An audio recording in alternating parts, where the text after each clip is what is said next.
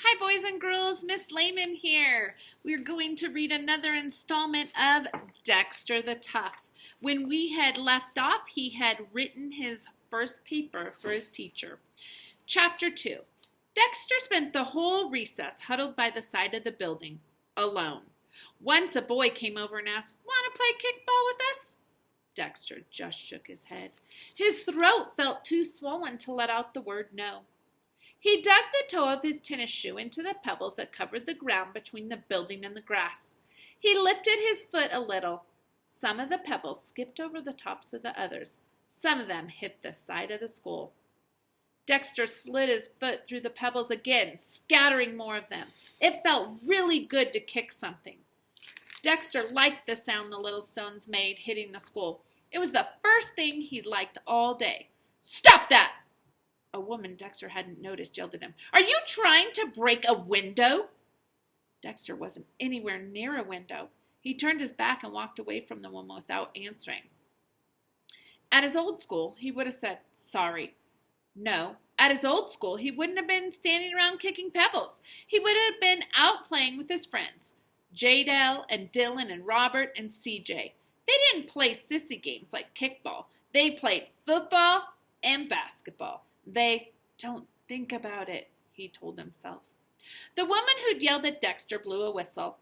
Dexter guessed that meant that recess was over because all the other kids came running over, laughing as they got into lines. Dexter wasn't sure which line to get into. He hadn't looked very closely at any of the other kids in his class. Oh, wait. That girl with the big red bow in her hair? Wasn't she the one who'd raised her hand when the teacher said to stop writing? Dexter stepped into line behind her, almost letting himself feel glad that he remembered the red bow. But they were marching back to class now, marching back to the teacher who'd probably read his paper by now.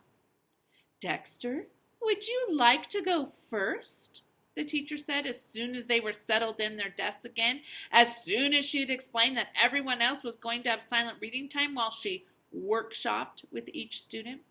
No, Dexter didn't want to go first. He didn't even want to be there. He wanted to be back home in Cincinnati at his old school, where he belonged, where he would be right this minute playing basketball at recess with his friends. If only. "Dexter," the teacher said again, motioning him towards her desk.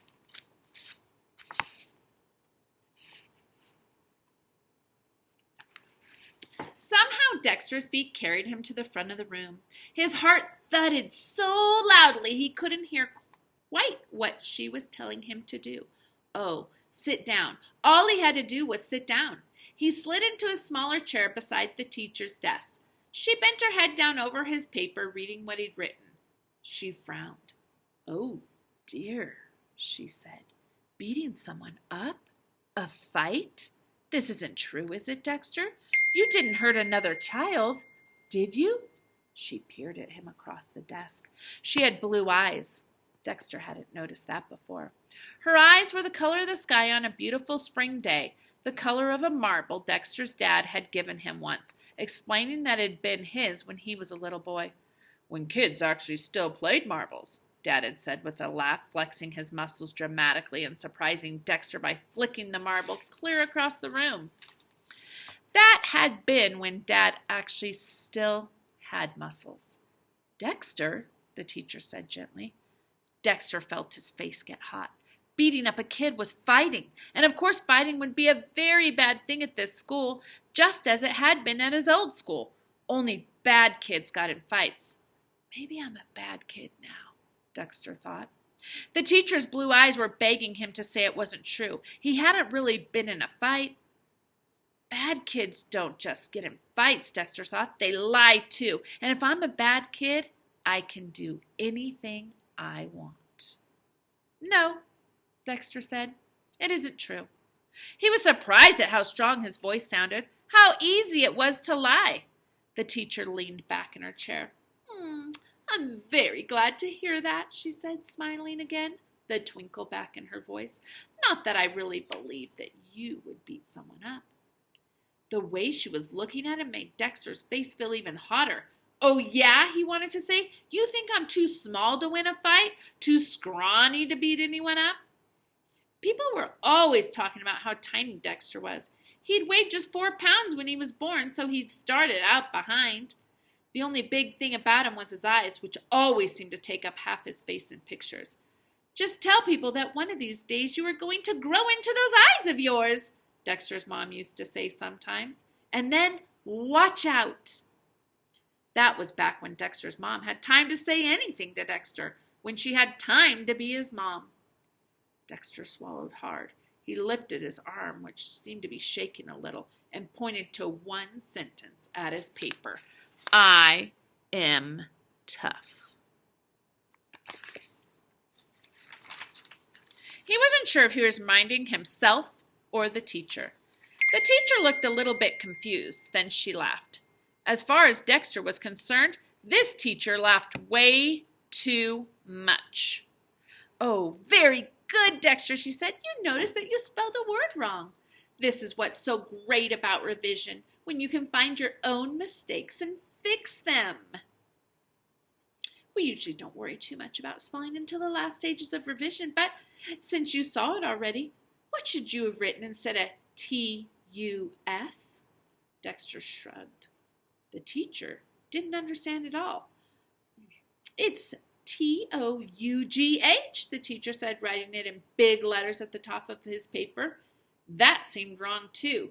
T-O-U-G-H didn't look tough at all. But I was thinking, the teacher went on, it's not really, appropriate for you to write about a fight, especially since you didn't really beat someone up. Thank goodness. She was smiling again and waiting for Dexter to say something. Dexter just looked at her. It would really be better for you to write about a different topic, she said, trying again. Can you think of anything else you want to write about? Dexter knew he was supposed to do what he was supposed to do. He was supposed to agree. He was supposed to crumple up his paper with his misspelled T-U-F and the guilty sentence. This morning, I beat up a kid. He was supposed to start over again and write about something nice, like flowers or butterflies or how happy he was to be at his new school. Just like he was supposed to help Grandma and not be in any trouble. Just like he was supposed to tell Mom and Dad on the phone every night that everything was going great and he didn't mind at all. He didn't mind at all being sent away. No, Dexter said. The word didn't come out sounding T-U-F or T-O-U-G-H. It just sounded sad. But the teacher looked at him carefully for a long time. Okay, then, she finally said, let's think about revising. You need to get more information to tell the whole story. Where did this fight happen? Why would you beat up this other boy? It is a boy, isn't it? What's his name? Everybody has a name. Names are very important. In a story, you have to let your readers know who your characters are. She wrote her 3 questions on Dexter's paper, each of her letters perfectly shaped, each of her words perfectly spaced. That's what you can work on for tomorrow, she said. She seemed to be trying to smile again, but her eyes didn't twinkle like they had before. Dexter walked back to his seat, the paper clutched in his hand. His legs trembled like he'd been in another fight. This time, he didn't know if he'd won or lost. Boys and girls, I hope you enjoyed Chapter 2.